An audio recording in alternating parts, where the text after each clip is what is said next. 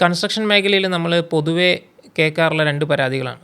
ഒന്ന്, client payment കൊടുത്തിട്ടും contractor correct ടൈമിൽ വർക്ക് തീർത്തില്ല, അല്ലെങ്കിൽ കോൺട്രാക്ടർ എല്ലാ വർക്കും തീർത്തു കഴിഞ്ഞു എന്നിട്ടും ക്ലയൻറ്റിൻ്റെ കയ്യിൽ നിന്ന് പേയ്മെൻറ്റ് കിട്ടിയില്ല. ഇങ്ങനെ 2 പേരും പരാതികൾ പറയാറുണ്ട്.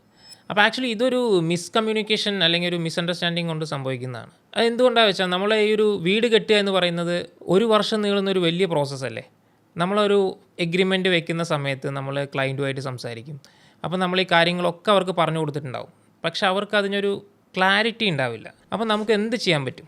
നമ്മൾ സാധാരണ ചെയ്യേണ്ടത് എന്താ വെച്ചാൽ, നമ്മൾ ഈ ഒരു ലോങ് പ്രോസസ്സിനെ ഒരു 4ആയി ഡിവൈഡ് ചെയ്യുക. എന്നിട്ട് 4 സ്റ്റേജിലും ഓരോ റിവ്യൂ മീറ്റിംഗ്സ് കണ്ടക്ട് ചെയ്യാൻ നോക്കുക. ആ റിവ്യൂ മീറ്റിംഗ്സിൽ ഇതുവരെ എന്തൊക്കെ ചെയ്തു, എത്ര പേയ്മെൻറ്റ്സ് നമ്മൾ കളക്ട് ചെയ്തു, അടുത്ത സ്റ്റേജിൽ നമ്മൾ എന്താ ചെയ്യാൻ പോകുന്നത്, അതിന് എത്ര പേയ്മെൻറ്റ് ആവും എന്നുള്ള കാര്യങ്ങൾ കുറച്ചുകൂടെ വ്യക്തത ക്ലയൻസിന് കൊടുക്കുക. വർക്കിനിടയിൽ നമുക്ക് ഒരുപാട് എക്സ്ട്രാ വർക്കുകൾ ഉണ്ടാവും. ഈ എക്സ്ട്രാ വർക്കുകൾ എപ്പോഴും നിങ്ങൾ ചെയ്യുമ്പോൾ പ്രീ അപ്രൂവൽ എടുക്കുക.